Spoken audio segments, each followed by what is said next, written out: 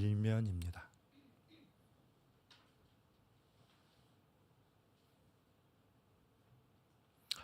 마태복음 1장 22절 23절 말씀을 합독하시겠습니다.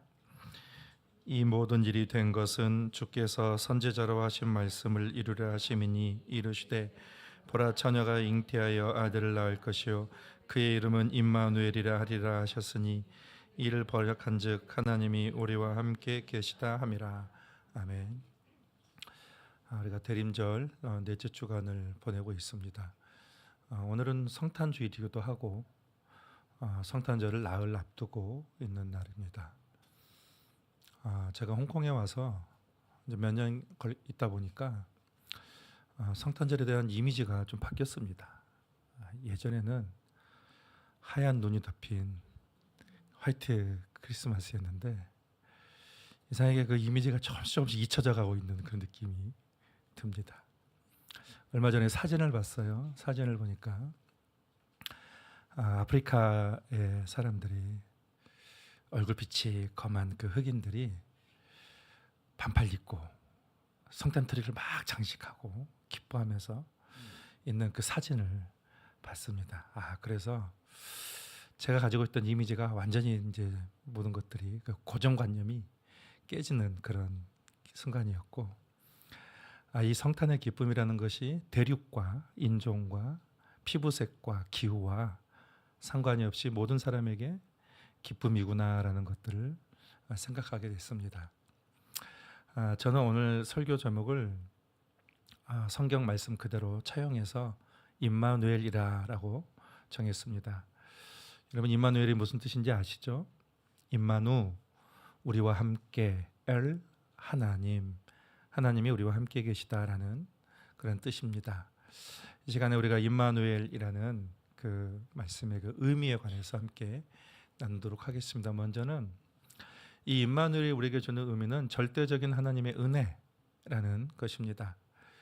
임마누엘이라는 그 말이 앞으로 오실 메시아의 이름입니다. 근데 이 말은 지금 처음 등장한 것이 아니라, 오늘 본문에서 처음 등장한 것이 아니라 이미 700년 전에 주전 8세기에 하나님께서 이미 예언을 했던 그런 말씀이에요. 이사야 7장 14절에 보면 그러므로 주께서 친히 징조를 너희에게 주실 것이라. 보라 처녀가 잉태하여 아들을 낳을 것이요 그의 이름을 임마누엘이라 하리라 라고 했습니다. 갑자기 뜬금없이 처녀가 잉태하여 아들을 낳을 것이요 그 이름을 임마누엘이라 하리라. 이 뜬금없이 이사야에 보면은 그런 말들이 나오게 돼요. 근데 이 말이 나오게 된 배경이 있습니다. 이 말이 나올 때 당시 남유다의 왕은 아하스 왕이었습니다. 아하스는 하나님의 부르심을 입었는데 그가 불안하고 떨고 있어요.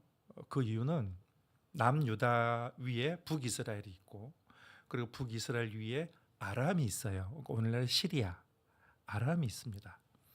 근데 북이스라엘과 아람 나라가 서로 동맹을 맺어가지고 남유다를 치러 온다는 그런 소식을 듣게 된 거예요. 그래서 그런 소식을 들은 왕과 백성의 반응이 이사야 7장 2절 말씀에 나와 있어요. 왕의 마음과 그의 백성의 마음이 숲이 바람에 흔들림같이 흔들렸더라.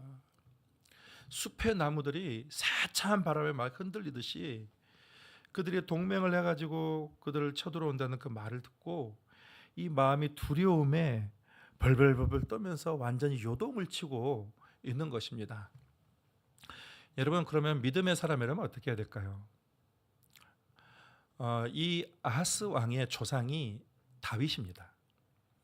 이 다윗은 모든 어떤 일이 있을 때마다 그는 하나님 앞에 가서 해결했던 사람이에요.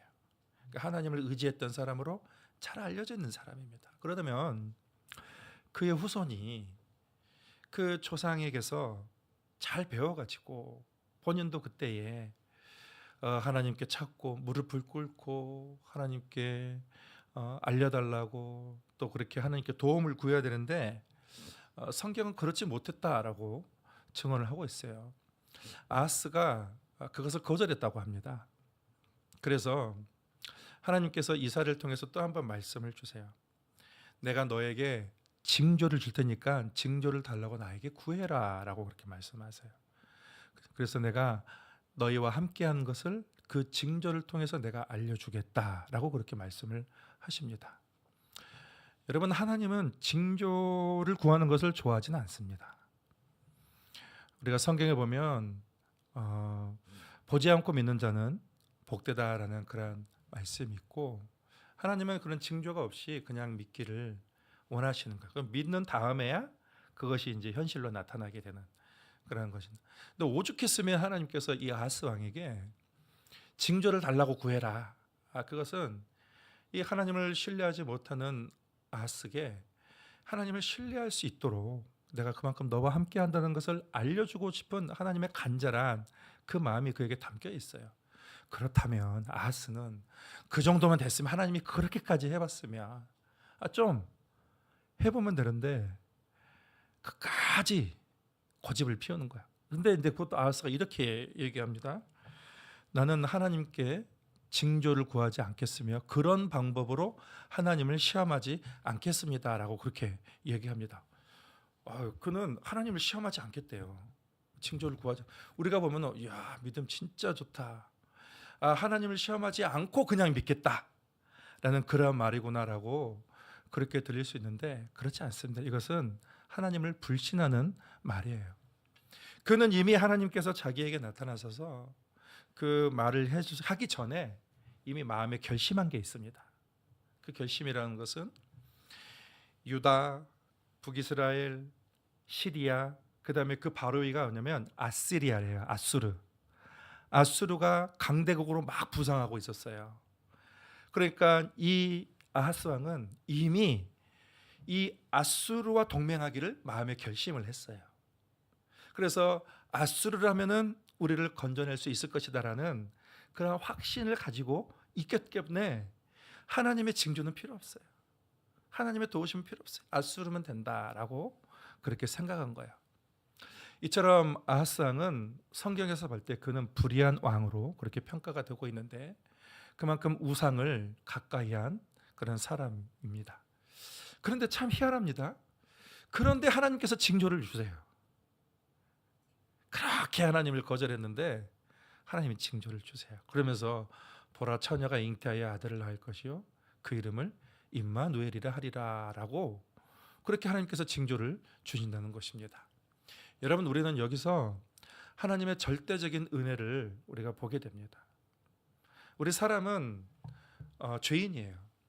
그래서 어떻게든 하나님과 멀어지려고 그래요. 하나님과 가까이 하지 않으려고 합니다. 근데 하나님은 작정을 하신 거예요. 찾아오시기로. 사람은 점점 하나님으로 멀어가는데 근데 하나님이 눈여겨보셔서 작정을 하시는 거예요. 그래서 하나님께서 지금 이 임마누엘의 예언을 주신 거예요. 이 예언이 이 남유다 왕 그 아하스가 두려워서 벌벌 떨고 있을 때 하나님께서 사람을 보내서 그렇게 징조로 그렇게 그 구원의 메시지를 주신 징조예요. 역사적인 징조입니다. 그리고 오늘 본문 성경 말씀 마태복음 1장 23절은 하나님이 함께 하신다는 그 말씀이 성취됐다는 것을 확증시켜주는 그런 말이에요. 성취되었다라는 것입니다. 우리는 임마누엘을 통해서 하나님의 절대적인 은혜를 베푸시는 분인 걸 알게 됩니다. 사람은 조건을 봐요. 조건을 보면서 내가 호의를 줄지 베풀지 않을지 그런 걸 따진단 말이죠. 저 사람이 받을 자격이 있나, 저 사람에게 내가 이렇게 헌신할 자격이 있나, 줄 자격이 있나, 무슨 이익이 있나, 그런 걸 따지죠. 물론 이런 거 저런 거 따지지 않고 사람들에게 호의를 베푸는 사람도 있는데 그것도 제한적이에요. 한계에 있습니다. 늘 한계가 있어요, 사람이라는 것은. 근데 하나님께서는 요한일서 4장 8절에 이렇게 말씀하십니다. 사랑은 여기 있으니 우리가 하나님을 사랑한 것이 아니요 하나님이 우리를 사랑하사 우리 죄를 속하기 위하여 화목제물로 그 아들을 보내셨습니다. 우리가 하나님을 사랑한 것이 아니요, 우리가 하나님께 뭘 드리지 않았어요. 근데 하나님이 먼저 우리를 사랑하사 그 아들을 보내셨음이라 라고 그렇게 말씀하고 있는 것입니다. 이것은 뭐예요? 하나님의 작정이에요. 우리가 하나님을 사랑하지 않았는데, 우리가 하나님의 원수로 지냈는데, 그럼에도 불구하고 하나님이 사랑하시겠다는 작정을 하신 거예요. 하나님 마음에 작정을 하신 것입니다.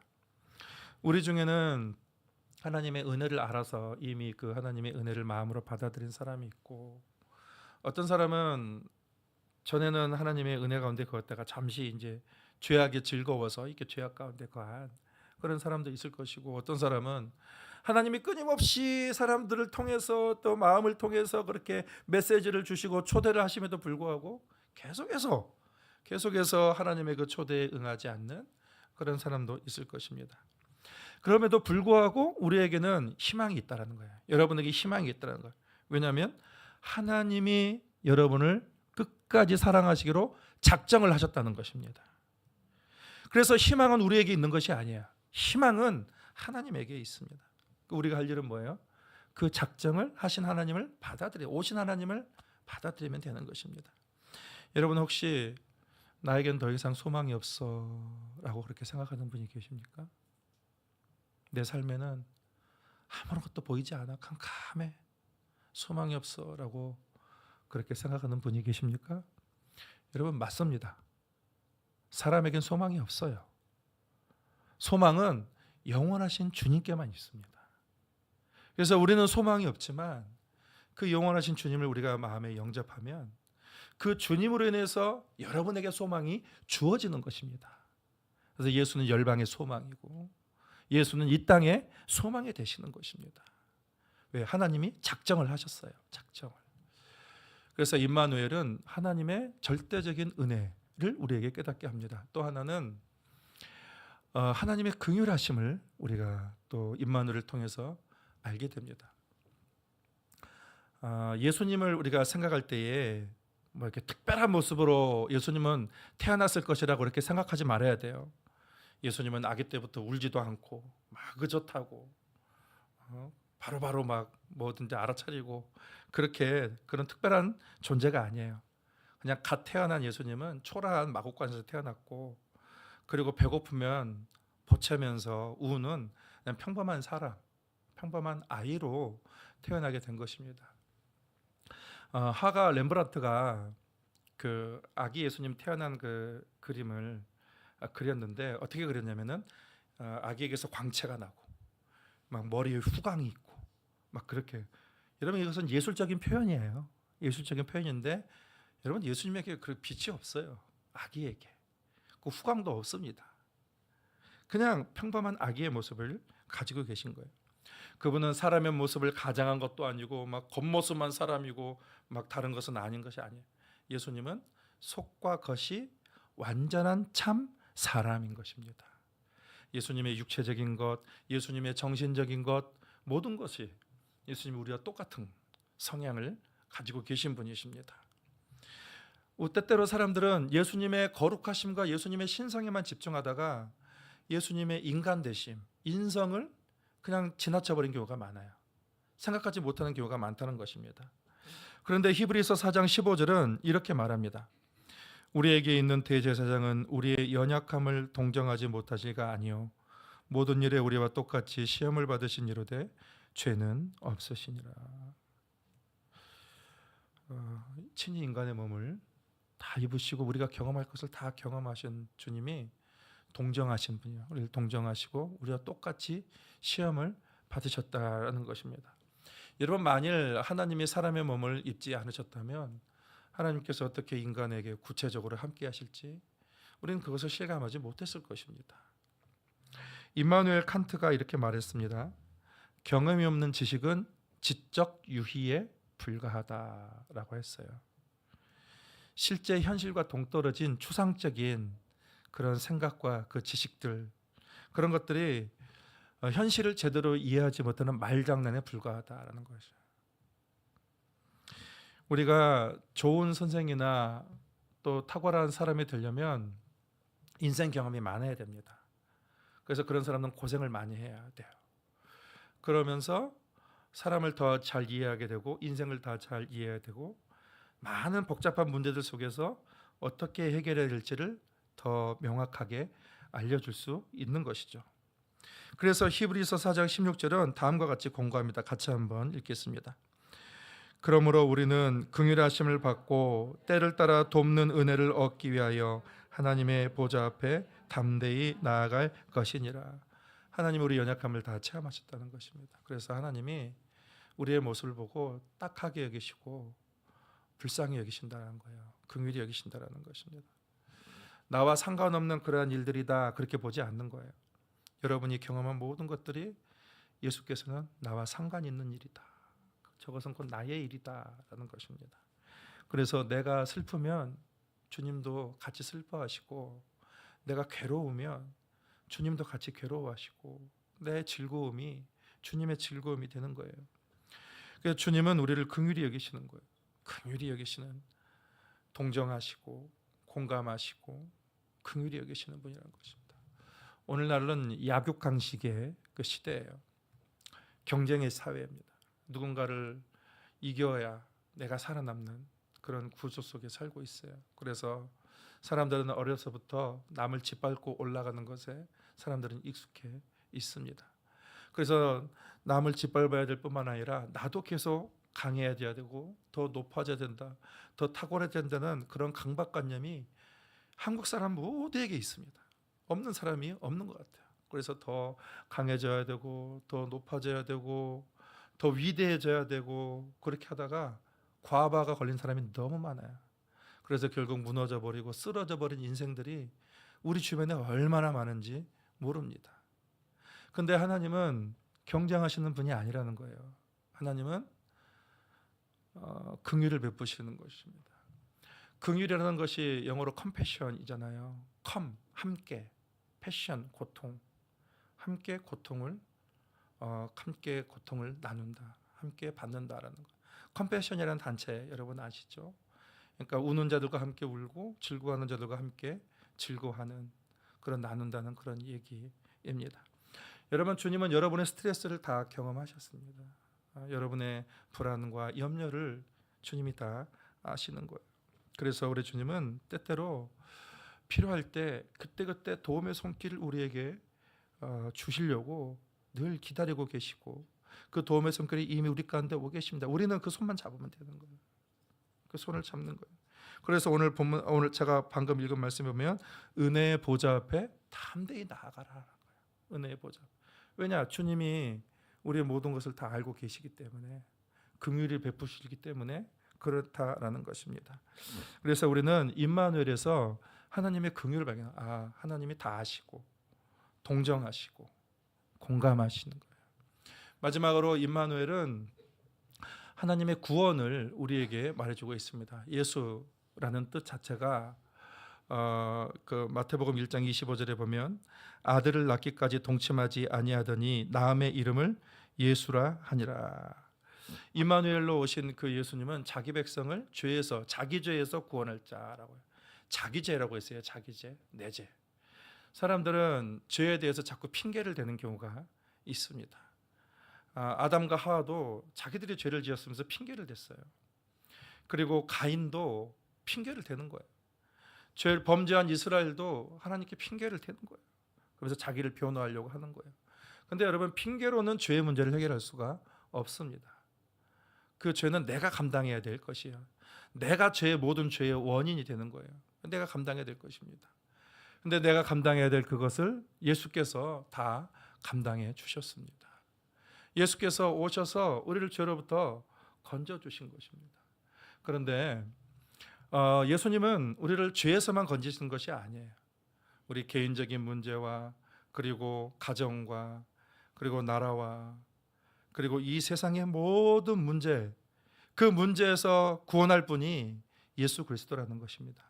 여러분, 역사가 우리에게 보여주는 것은 예수님의 그 복음이 이 역사를 조금씩 바꿔간다라는 것입니다. 그것이 이게 잠깐 우리의 눈으로 보지 않지만, 이 교회사를 공부한 사람은 이 역사를 예수님께서 조금씩 바꿔간다는 것을 보게 돼요.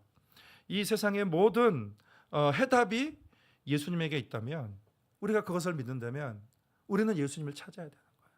예수님께 구해야 된다는 것입니다. 인간의 문제는 사람들이 하나님을 떠나면서부터 비롯되었어요. 여러분, 사람들은 본능적으로 하나님을 멀어지려고 그럽니다.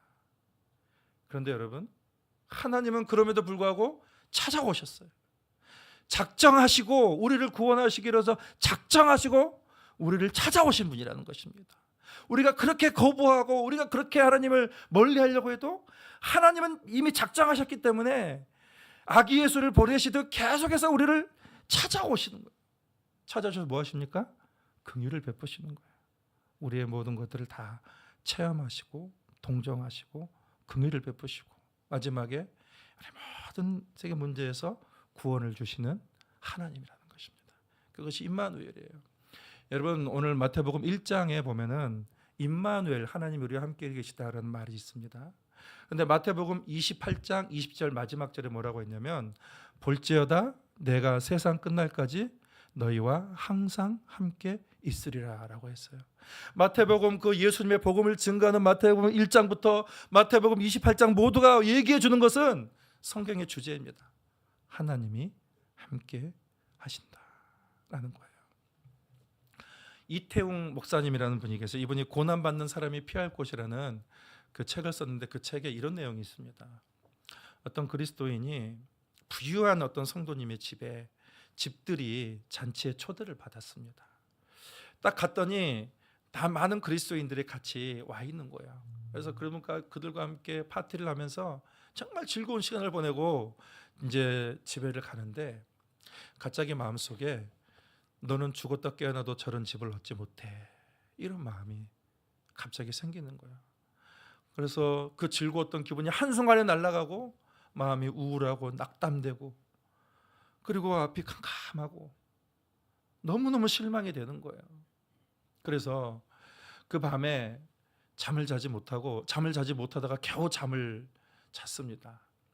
기도를 하고 자지도 못했어요. 그리고 아침에 일어나서 큐티를 하는데 그 큐티 본문이 그가 했던 그 순서에 따라서 예레미야 애가 3장 24절 말씀이에요. 거기 뭐라고 나와 있냐면 내 심령에 이르기를 여호와는 나의 기업이시니 그러므로 내가 그를 바라리라 하도다라는 거예요. 그가 성경을 읽다가 여호와는 나의 기업이시니 그 말에 멈추면서 눈물을 펑펑 쏟았다는 거예요. 그러면서 그의 문제가 한순간에 해결이 되었다는 것입니다. 여러분 여호와는 나의 기업이시니 그 기업이라는 말이 나의 자네 소득이시고 나의 만족이고 가장 소중한 분이다라는 거예요. 최고로 귀한 분이다라는 그런 말입니다. 그래서 그는 이렇게 기도했습니다. 여호와께서 저와 함께 계시면 저는 아무것도 부족한 것이 없습니다라고 그렇게 고백을 했다라는 것입니다. 여러분, 하나님이 우리와 함께 계시면 됩니다. 믿음으로 인생을 살아본 분들이 한결같이 하는 말들이 있어요. 이분이 나는 정말로 부해에서 다른 사람이 부러울 정도로 떵떵거리면서 그렇게 부함도 경험해봤고 그리고 어떨 때는 진짜 빚에 쪼들려서 빈털터리로 그렇게 가난함도 나는 경험해봤고 몸이 건강해서 무엇이든지 할 수 있을 정도로 에너지가 이렇게 넘치는 그런 때도 있었고 어떤 때는 죽은 질병에 걸려서 병원에 누워가지고 일어나지도 못하면서 하루하루 간신히 사는 그런 약할 때도 있었지만 내가 오늘까지 여기까지 온 것은 예수님 한 분 때문입니다 라고 그렇게 고백을 했습니다. 여러분, 하나님이 여러분과 함께 하십니다. 이것이 여러분의 삶에 힘이 되시고 또 소망이 되시기를 예수님의 이름으로 축복합니다. 하나님 감사합니다.